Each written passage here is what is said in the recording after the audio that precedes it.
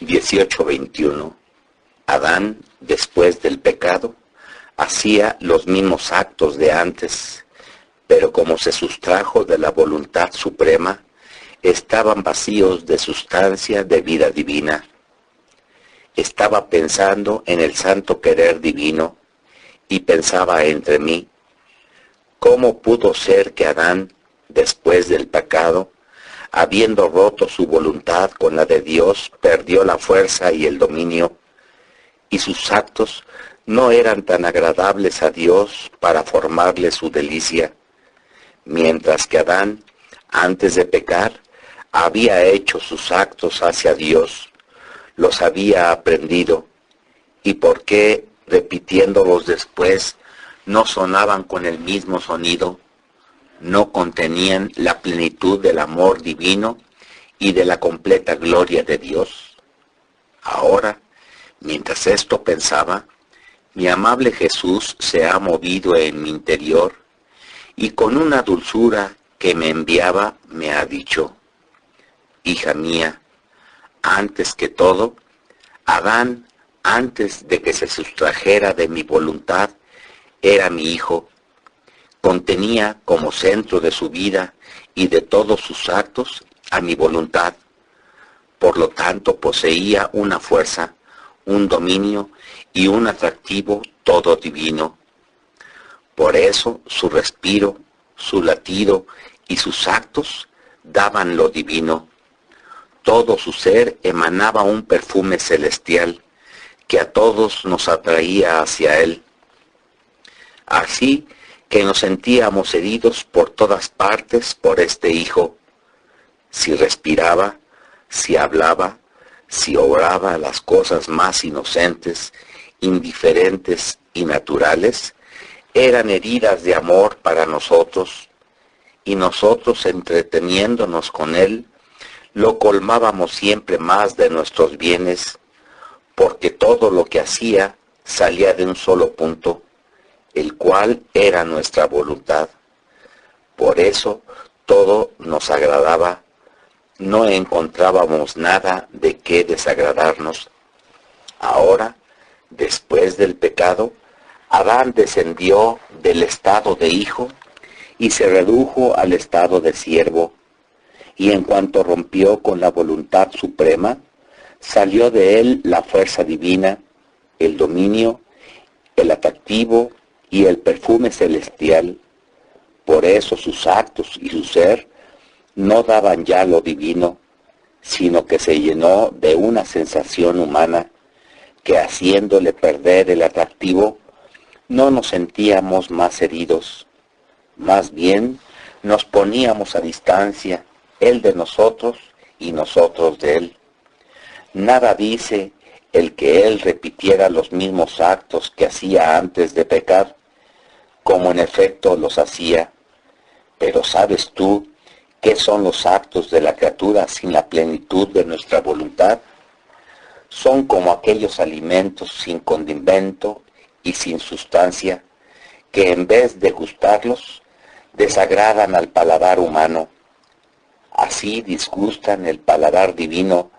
Son como aquellos frutos no maduros que no contienen ni dulzura ni sabor. Son como aquellas flores sin perfume. Son como aquellos vasos llenos, sí, pero de cosas viejas, frágiles y rotas. Todo esto puede servir a una estrecha necesidad del hombre y también como una sombra de la gloria de Dios, pero no a la felicidad y todo el bienestar de la criatura y a la plenitud de la gloria de Dios. Por el contrario, ¿con qué gusto se come un alimento bien condimentado y sustancioso? ¿Cómo refuerza a toda la persona? El solo perfume del condimento estimula el apetito y la avidez de comerlo, y así Adán, antes que pecara, con la sustancia de nuestra voluntad condimentaba todos sus actos, y por lo tanto estimulaba el apetito de nuestro amor, a tomar todos sus actos como el alimento más agradable para nosotros, y nosotros en correspondencia le dábamos nuestro alimento exquisito de nuestra voluntad. Pero después del pecado, pobrecito, perdió la vía directa de comunicación con su Creador. No reinaba más en él el puro amor. El amor fue dividido por el temor, por el miedo, y no conteniendo más el absoluto dominio de la suprema voluntad, de sus actos de antes hechos después del pecado, no tenían más aquel valor. Mucho más, pues toda la creación, incluido también el hombre, salió del eterno Creador, como fuente de vida, en la cual debían conservarse solo con la vida de la divina voluntad. Todo debía estar basado en ella, y esta base de divino querer debía conservar todas las cosas bellas y nobles, como habían salido de Dios, como de hecho están todas las cosas creadas, tal como fueron creadas, tales son. Ninguna ha perdido nada de su origen, solo el hombre perdió la vida, la base, y por esto perdió su nobleza, la fuerza, la semejanza con su Creador. Pero a pesar de todo esto, mi voluntad no dejó del todo al hombre, y no pudiéndole ser más fuente de vida y base que lo sostenía, porque él mismo se había sustraído de ella, se ofreció como medicina para hacer que no pereciera del todo. Así que mi voluntad es medicina, es salud, es conservación, es alimento, es vida, es plenitud de la más alta santidad. Según la quiera la criatura, ella se ofrece. Si la quiere como medicina, ella se ofrece para quitarle la fiebre de las pasiones, las debilidades de las impaciencias, los vértigos de la soberbia, el malestar de los apegos, y así de todo el resto de los males. Si la quiere como salud, ella se ofrece para conservarla sana, para liberarla de cualquier mal espiritual.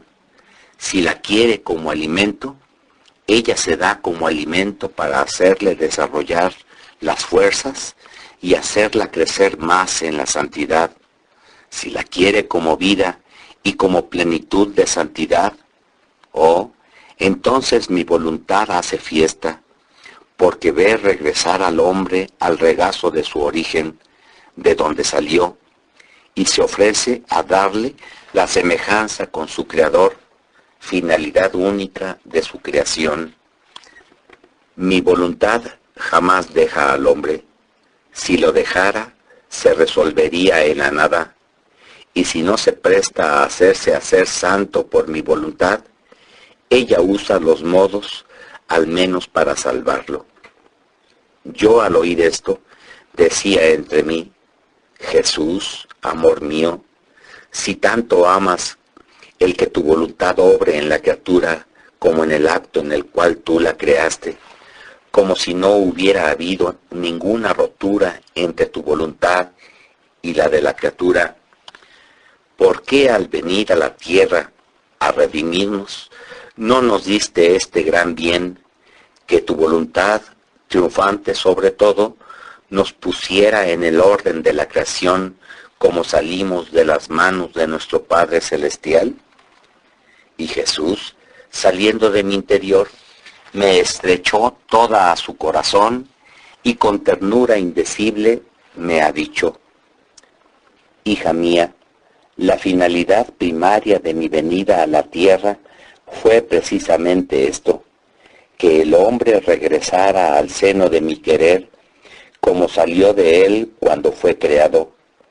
Pero para hacer esto, debí formar por medio de mi humanidad la raíz, el tronco, las ramas, las hojas, las flores, de las cuales debían salir los frutos celestiales de mi querer. Nadie tiene el fruto sin el árbol. Este árbol fue regado por mi sangre, fue cultivado por mis penas, por mis suspiros y lágrimas. El sol que resplandeció sobre él fue solo el sol de mi voluntad. Por lo tanto, con toda certeza vendrán los frutos de mi querer.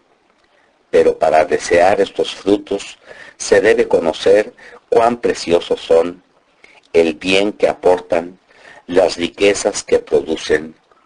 He aquí el porqué de las tantas manifestaciones que te he hecho de mi querer, porque el conocimiento llevará el deseo de comerlo, y cuando hayan saboreado qué significa vivir solo para hacer mi voluntad, si no todos, al menos en parte, volverán sobre el camino de mi querer. Las dos voluntades se darán el beso perenne. No habrá más lucha entre la voluntad humana y la del Creador, y mi redención, a los tantos frutos que ha dado, dará también el fruto del fiat voluntas tua, como en el cielo, así en la tierra. Por eso, sé tú la primera en tomar este fruto, y no quieras otro alimento ni otra vida que mi sola voluntad.